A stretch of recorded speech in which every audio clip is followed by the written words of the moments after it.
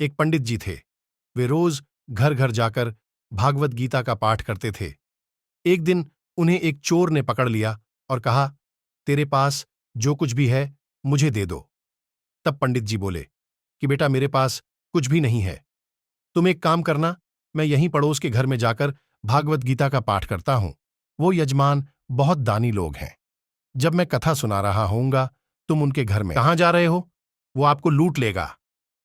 प्रभु बोले कि कोई बात नहीं, अपने ऐसे भक्तों के लिए तो मैं लुट जाना तो क्या मिट जाना भी पसंद करूंगा। ठाकुर जी बच्चे का रूप बना के आधी रात को वहां आए। वो जैसे ही पेड़ के पास पहुंचे, चोर एकदम से बाहर आ गया और उन्हें पकड़कर बोला, ओ कान्हा, तूने मुझे बहुत दुखी किया है। अब ये चाकू देख रहा है ना? अब चुपचाप, जिसके आसपास बहुत सी झाड़ियां हैं। चोर ने यह सुना और खुशी खुशी वहां से चला गया। श्री कृष्णा।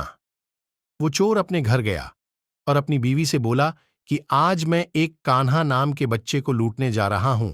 मुझे रास्ते में खाने के लिए कुछ बांध कर दे दो। पत्नी ने कुछ सत्तू उसको दे दिया और कहा कि बस यही है जो कुछ भी है। चोर वहां से ये संकल्प लेकर चला, अब तो मैं उस कान्हा को लूट के ही आऊंगा। वो पैदल ही पैदल, टूटे चप्पल में ही वहां से चल पड़ा। रास्ते में कान्हा का नाम लेते हुए वो अगले दिन शाम को वहां पहुंचा, जो जगह उसे पंडित जी ने बताई थी। अब वहां पहुंचकर उसने सोचा कि अगर मैं यहीं सामने खड़ा हो गया तो बच्चा मुझे देखकर भाग जाएगा, तो मेरा यहां आना बेकार हो जाएगा। इसलिए उसने सोचा क्यों ना पास वाली झाड़ियों में ही छुप जाऊं। वो जैसे ही झाड़ियों में घुसा, झाड़ियों के कांटे उसे चुभने लगे। उस समय उसके मुंह से एक ही आवाज आई, कान्हा कान्हा। उसका शरीर लहूलुहान हो गया, पर मुंह से सिर्फ यही निकला, कान्हा आ जाओ, कान्हा आ जाओ। श्री कृष्णा। अपने भक्त की ऐसी दशा देख के कान्हा जी चल पड़े। तभी रुक्मणी जी बोली कि प्रभु, कहां जा रहे हो? वो आपको लूट लेगा। प्रभु बोले कि कोई बात नहीं, अपने ऐसे भक्तों के लिए तो मैं लुट जाना तो क्या मिट जाना भी पसंद करूंगा। ठाकुर जी बच्चे का रूप बना के आधी रात को वहां आए। वो जैसे ही पेड़ के पास पहुंचे, चोर एकदम से बाहर आ गया और उन्हें पकड़कर बोला, ओ कान्हा, तूने मुझे बहुत दुखी किया है। अब ये चाकू देख रहा है ना? अब चुपचाप अपने सारे गहने मुझे दे दें। कान्हा जी ने हंसते हुए उसे सब कुछ दे दिया। चोर हंसी खुशी अगले दिन अपने गांव में वापस पहुंचा। सबसे पहले उसी जगह गया जहां पर पंडित जी कथा सुना रहे थे। जितने भी गहने वो चोरी करके लाया था, उनका आधा उसने पंडित जी के चरणों में रख दिया। जब पंडित जी ने पूछा कि ये क्या है, तब उसने कहा, आपने ही मुझे उस कान्हा का दिया था, मैं उसको लूट के आया हूं और ये आपका हिस्सा है। पंडित जी ने सुना तो यकीन ही नहीं हुआ।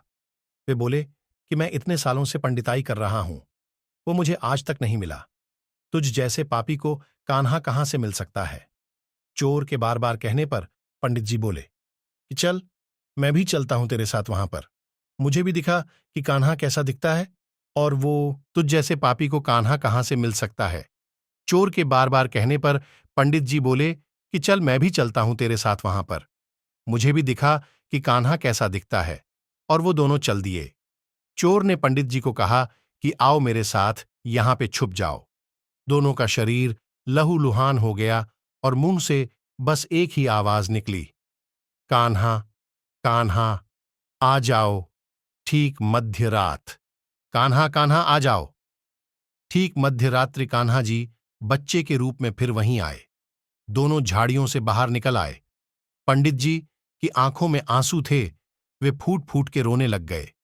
चोर के चरणों में गिर गए और बोले कि हम, जिसे आज तक देखने के लिए तरसते रहे, जो आज तक लोगों को लूटता आया है, तुमने उसे ही लूट लिया, तुम धन्य हो। आज तुम्हारी वजह से मुझे लूटता आया है, तुमने उसे ही लूट लिया, तुम धन्य हो।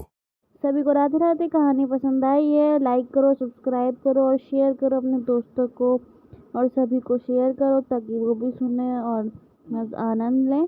और नमस्ते, राधे राधे।